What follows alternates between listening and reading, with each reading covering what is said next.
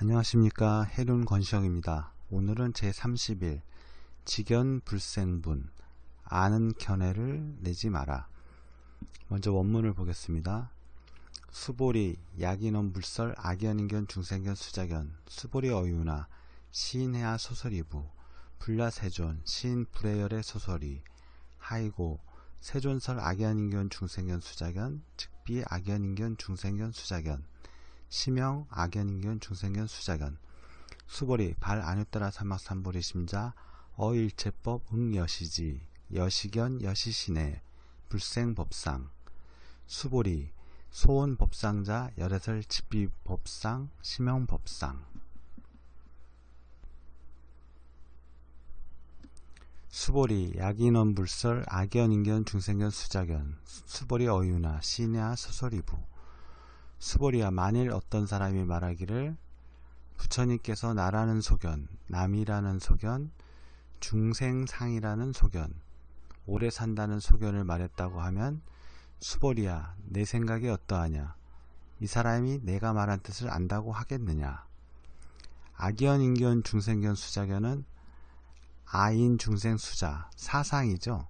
네 가지 상, 아상인상, 중생상, 수자상 거기에 대한 부처님이 어떤 견해를 일으켜 가지고 이거를 이렇게 해라, 이렇게 하지 말아라, 이렇게 했다고 하면은 이 사람이 부처님이 말한 뜻을 아는 걸까요? 그거는 아니겠죠.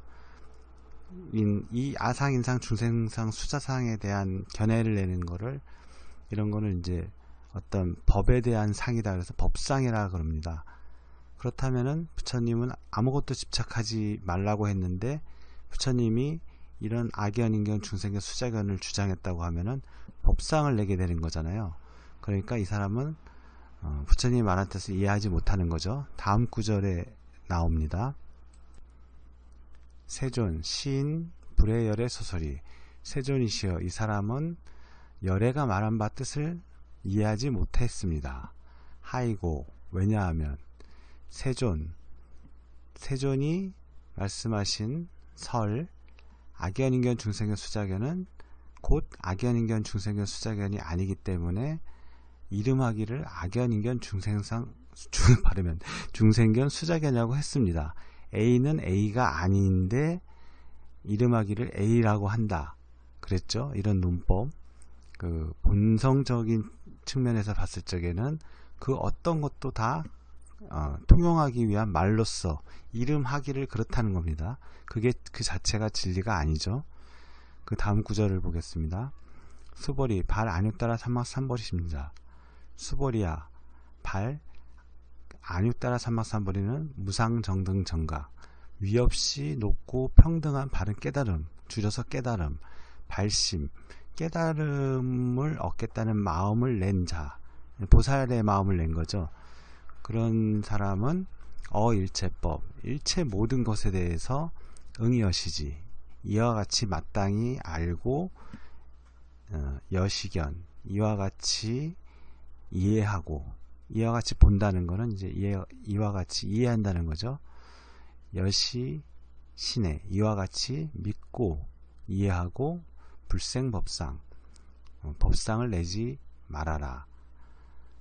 그렇게 법상에 대해서 또 거론하시고 이 법상에 대해서 말씀하신 것도 집착하지 말라고 마지막 구절에서 말씀을 하십니다. 수보리 소원법상자 열애설 즉비법상 시명법상 수보리야 이 법상 뭐 어떤 게 진리다 이런 그 법에 대한 그 상을 갖고 있는 이것만 고정불변하게 어떤 견해를 갖고 그 법에 대해서 집착하는 그런 법상이라는 것도 이름하기를 법상이라는 것이다. 법상도 법상이 아니지만 다만 이름하기를 법상이라고 한다.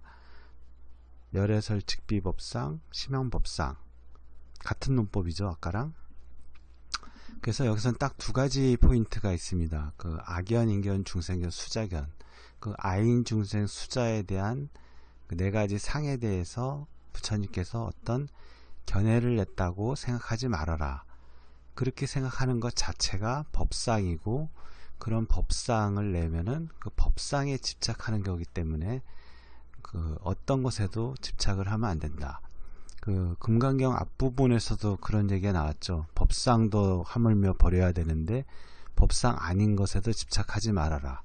아주 작은 법에도 집착하지 말고 또 어떤 큰 법이라고 세워서 그것만 또 붙들고 있고 해도 안 된다는 거죠.